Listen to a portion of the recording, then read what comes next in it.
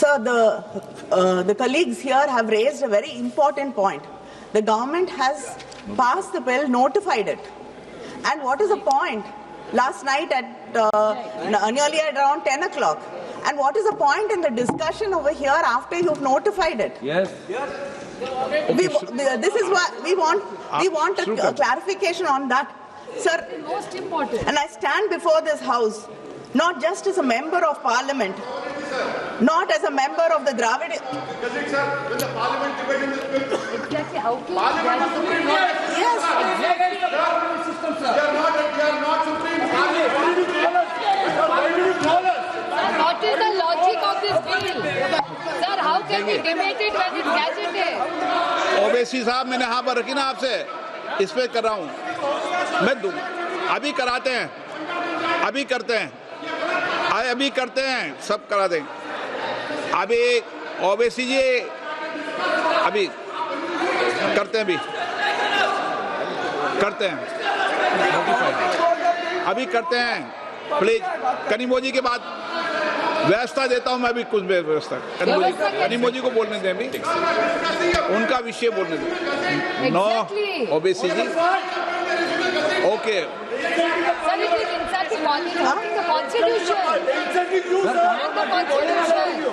कनिमोजी को बोलने दें गौरव जी अभी करते हैं अभी Sir, I stand before this house today not just as a member of parliament or as a representative of the Dravida Munnetra Kazhagam, but as a voice of the 8 crore people of Tamil Nadu who've been told in the midst of our state elections that their votes will count less and their voice in this parliament will be diminished. And furthermore, it's really shocking that yesterday we are discussing the bill here. You've taken your own time to notify. And yesterday, when we discussed, you've called us here, we are discussing the bill here, and then what is the need and what is the necessity to notify it yesterday? What is the meaning? What is the respect you have for this house?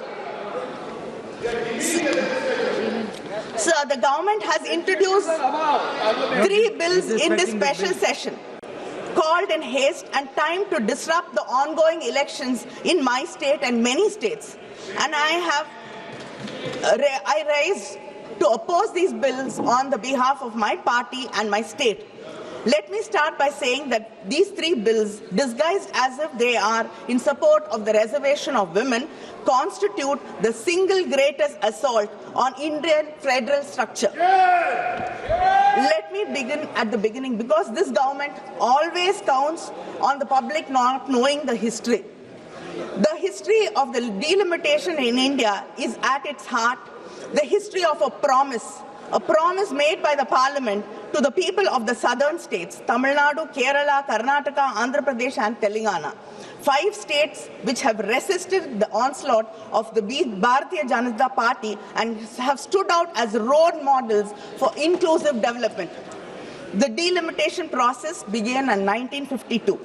Soon after the Republic was founded. It was a constitutional solution to a demographic problem. How to balance the population growth with fair representation.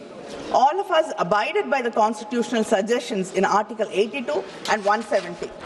By 1973, when the 3rd Delimitation Commission had completed its work, there was a push for population control also. This national population policy was brought across the country to contain the growing demographic population, and it was exploding actually. So the first freeze on delimitation took place in 1976. This was fixed for a period of 25 years based on the 1971 census. Let us not forget that it was the Congress government, Madam Indira Gandhi's government, that recognized this issue and brought the bill.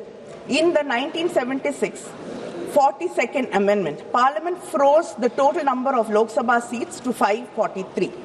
This freeze was not a technical detail. It was a constitutional compact, a promise made to every family in India and South India that compliance with objectives of the national policy would not cost them their political voice. Over time, Southern India Over time, southern India, Tamil Nadu, Kerala, Karnataka and Andhra had begun to invest in schools, hospitals, women's health. We listened to the union government's repeated call to control our population. We complied. Our fertility rates fell. Our families became smaller. In 2001, understanding that some states, especially southern states and other states like Punjab, had done a better job at these indicators, and some other states had to catch up. That time, there was a government, a union government, which listened to the voices of the people from the south. Yes, I have to give you credit when you deserve it. We are unlike you, always finding fault with us. When there is something to appreciate you, we always appreciate. So under the Vajpayee government, the parliament extended that freeze through the 84th amendment until after the first census following 2026. 24 more years of protection, because then the parliament in its collective wisdom understood that this injustice had to be addressed. Why do we have to increase the seats now to 850? On what basis? The statement of the objective says that there is a change in demographic profile. Yet you are using a 15-year-old 2011 census data to conduct delimitation. You are contradicting yourselves. And 850 seats, most of the MPs, after making the seats 850, get a chance to speak in this parliament for 5 years. Sir, I want to tell this house about a family in Tamil Nadu, a mother and a father, first generation. They had only 2 children, not 5, not 6, because they believed in family planning, because the government told them that was the right thing for the country, because they wanted their children to have a better life. That is the story of Tamil Nadu and the South Indian states. Today, Tamil Nadu's total fertility rate is 1.6, lower than France, lower than Australia, lower than United States, your friends. We have completed what the demographers call a demographic transition. Our population is stable. Our women are educated. By every measure of human development, Tamil Nadu is a success story the country has to be proud of. But what does this government say to that family in Tamil Nadu? It says, sorry, you made a wrong choice. You made a mistake by listening to us. You made a mistake by listening to this, because you cared about this country. Because you put the country first, you have to suffer. We are going to reduce your representation. Uttar Pradesh's population has grown by 120% since 1971. Tamil Nadu's only by 15%. And contrary to what the Home Minister said yesterday, Clause 4 of the Delimitation Bill clearly states that the allocations of seats will be on the basis of the latest census figures. The Home Minister says one thing, the bill says another thing. Now, the latest available census is 2011. But again, according to the 2011 formula, UP gains 13 seats. Tamil Nadu loses 11 seats. But the Home Minister yesterday told us that by increasing 50%, Tamil Nadu will gain 39 seats, and which has 39 seats will gain 59. Sir, our ideological leader Periyar taught us, justice is not giving every person the same thing. Justice is giving every person what they need and what they deserve. But unfortunately, your government thinks what it needs and what it deserves is what the whole nation deserves and what the whole nation needs. Other than this, let me state 2 critical legal issues present in the bill. The Constitution Bill says that the delimitation will be based on such census as Parliament may by law determine. This is vague and leaves everything open. This literally means that whichever party has a majority in Parliament gets to decide which census it is used to draw the electoral map of this country. Today, you might choose 2011. Tomorrow, you can choose 31. And day after, it can be 1991. This shows a non-application of mind or a mind determined to push its own agenda on this country. That's true. Second, the Delimitation Commission will be chaired by a retired Supreme Court judge, appointed entirely by the Union government, with no consultation with the Chief Justice of India, no consultation with any state government, and no parliamentary confirmation.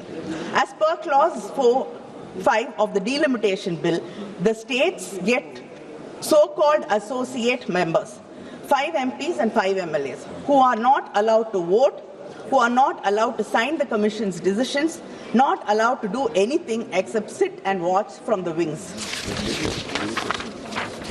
The Home Minister said 50% increase across the state. I want to know what happens when the Delimitation Commission does not agree to the Home Minister's suggestion. Are you going to bulldoze the Delimitation Commission also, like what you are usually used to doing? Or will the government then challenge the orders of the Delimitation Commission? Because the Clause 10(2) of the Delimitation Bill 2026 says, after the publication of the orders by the Delimitation Commission, these orders cannot be questioned in any court. Where should we go seeking for fair delimitation in such a situation? Where is our guarantee? The Constitution, in Article 368, says that amendments affecting the representation of states in Parliament must be ratified by at least half the state legislatures, not just passed by Parliament, ratified by the states. If this government is so confident that the delimitation bill is fair, why don't you place these bills before the Tamil Nadu legislature, before the Kerala legislature, before the Karnataka, or before any legislature? If the government truly believed in cooperative federalism, the slogan they have used 1,000 times on different stages, why are you running away from the state legislatures? Have you even called for a meeting? Have you even consulted with the chief ministers? Have you even spoken to the states? Have you bothered? The government passed the Women's Reservation Bill in September 2023 with great fanfare.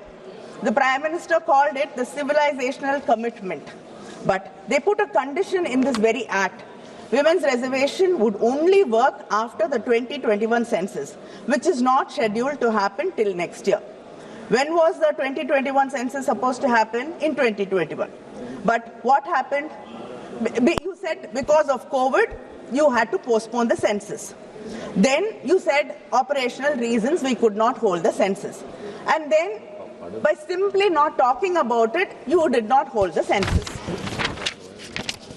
So the largest democracy in the world, the country that invented modern census, could not conduct census in this country. And now that it is politically convenient, they want to use 2011 census to redraw the map of the Indian democracy. They postponed the census and now they are rewarding themselves with the old census. Sir, I really admire. You're the only government which can turn its failure into a political advantage. Look at when this special session has been called in the midst of election of 5 states. And to speak about timing, because timing is everything in politics. And the timing of this bill are so nakedly, breathtakingly political, I'm almost impressed by the audacity of it. The entire opposition asked you to hold this session after the elections. You ignored it. And yesterday you told us that giving women their rights, bringing these bills are of utmost urgency. You cannot even wait for 2 weeks. But you came to government in 2014. The entire opposition has been requesting you to bring the Women's Reservation Bill. All the leaders in the opposition have written to you. Our leader, our Chief Minister, MK Stalin, has written to the Prime Minister saying that the bill should be passed. The DMK women's wing had a rally in Delhi asking for the bill to be passed. We've raised this issue thousands of times in Parliament. And for more than a decade, you did not see or understand the urgency. But today, you can't even wait for 2 weeks. And you want to believe us that you care about women's rights. Sir, this is not constitutional reform you're talking about. This is an electoral rescue strategy in these states because you are not going to do well in most of the states. The Constitution 106th Amendment Act of 2023, the Women's Reservation Act, was welcomed by most of the opposition parties here, and the DMK welcomed it. But we said it then, and we are saying it also now. Tying women's reservation bill to delimitation is a trap. It was designed so that you could never have one without the other, so that the BJP can say, if you oppose delimitation, then you're opposing women's rights. If you oppose the destruction of Tamil Nadu's representation, you are against women. The BJP is using women of India as a human shield for its electoral ambitions. The women of Tamil Nadu, who have the highest literacy rate in India, who have the highest female workforce participation in the country, who have fought and won in panchayats, corporation councils and state assemblies, those women will not allow their cause to be hijacked. They deserve, and the women of this country deserve reservation today in the existing 543 seats without waiting for anything else. And I ask the Honorable Home Minister, why can you not simply amend Article 334A to remove the delimitation precondition? Why can you not give women 1/3 reservation in the existing constituencies through rotation starting from 2029 election without delimitation? If you really care about women's representation, the path is clear and simple. Why do you refuse to take it? Sir, the women of this country have been starved of political power for decades, for centuries. There's a loaf of bread in front of us. We are saying we are starving. Share it with us. But the government is saying, no, you cannot disturb this loaf. We cannot touch it. We will bake a huge cake and then we'll bring it and then give you a small portion of that. Yes. How does it make any sense? And is this your civilizational commitment? The women of this country have been working hard all their lives. They protected their families, they protected this country, they've sacrificed for the nation. And yet, all their hard work goes unrecognized and not respected because you want to tie it with delimitation. Sir, my friends across the aisle will accuse me of creating fear. But the real dangers of this bill are that our Constitution and Article 368 requires 2/3 majority in Parliament to amend it. 2/3. That's not a small number. It was designed to ensure that no single region, no single language group, no single community could change the fundamental rules of India without broad consent from across this great nation. But what happens after this delimitation? Right now, in this House, we have 543 MPs. 2/3 majority is 362. Let us say the seats are increased to a maximum of 850 MPs as per the Home Minister's assurance, 50% increase across the states. Then the total number of seats would be around 816.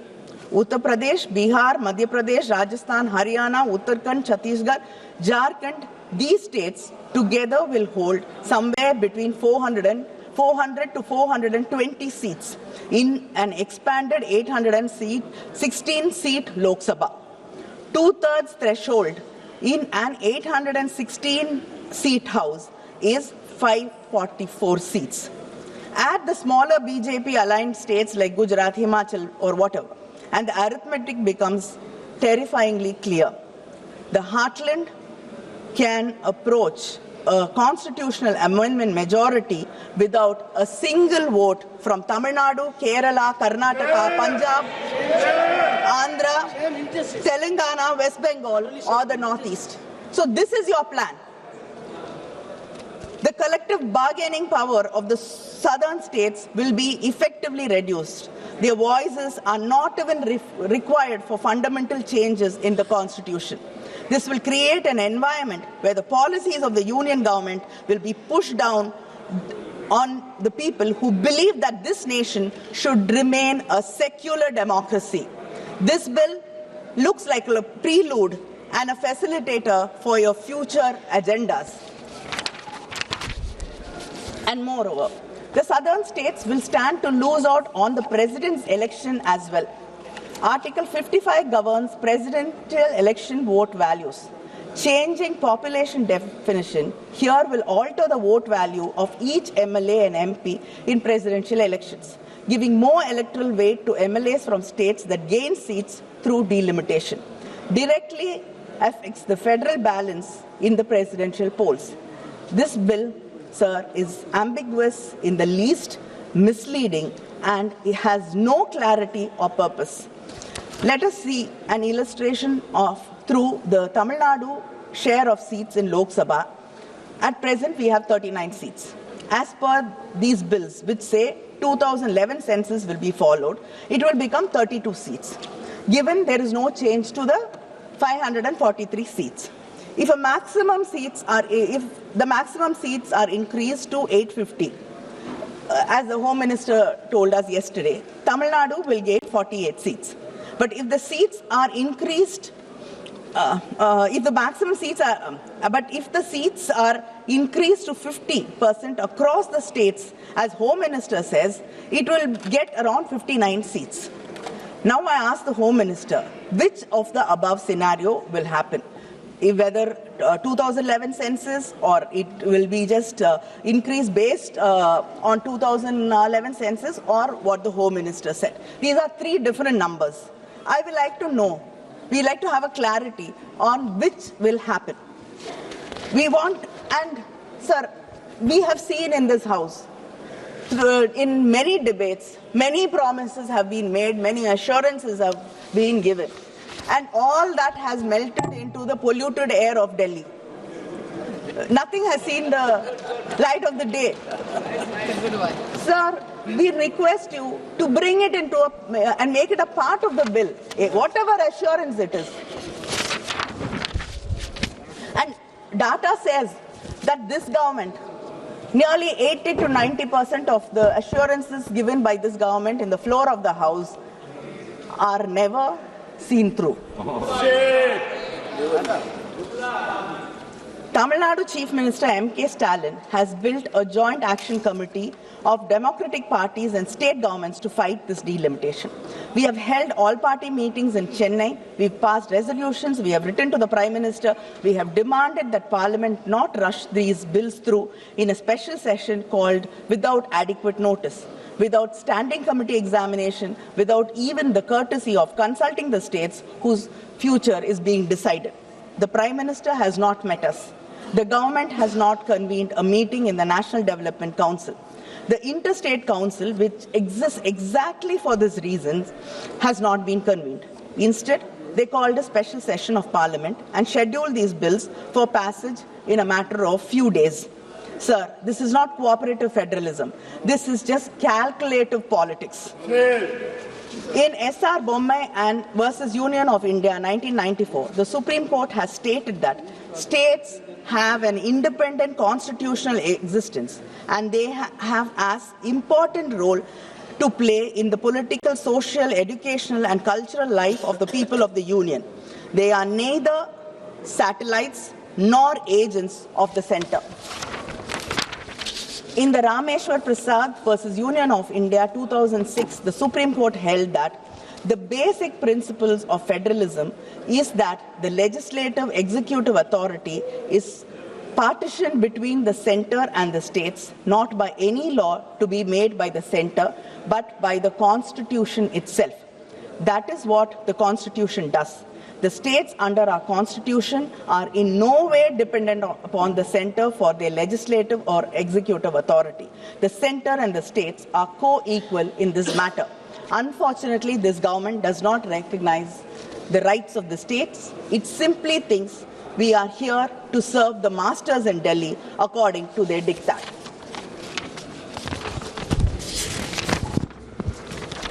The DMK is not here merely to oppose. We are here to govern, to protect and to propose. The Tamil Nadu and the DMK demand this government should implement the women's reservation bill immediately in the existing 543-seat Lok Sabha through rotational reservation, delink it completely from delimitation exercise, then we can support this bill. The women of India should not be made to wait for a delimitation exercise that serves the BJP's political interests. Withdraw these three bills immediately and refer them to a joint parliamentary committee that includes representation from all states and all parties. Do not rush a 25-year electoral map through a special session in 48 hours. Convene a constitutional conference of all state chief ministers to deliberate on the delimitation framework before any legislation is enacted. India deserves that consultation. And our chief minister, our party president, sir, yesterday has promised the people of Tamil Nadu that not one seat will be lost on his watch. And yesterday, when the DMK floor leader mentioned in Parliament that our leader, MK Stalin, hoisted a black flag, you dismissed it by saying that black flag or blue flag does not matter. You brushed it aside. Yes, sir, you brushed it aside by saying a black flag or a blue flag does not matter. A black flag is a sign of protest. Yes. A sign to say we will stand up and fight and we shall not give up. Yes. And I like to remind you that a blue flag, sir, is the color Dr. Baba Sahib Ambedkar chose for his party flag. It is the same blue color which you dismiss that the man who taught us that we should educate, agitate and organize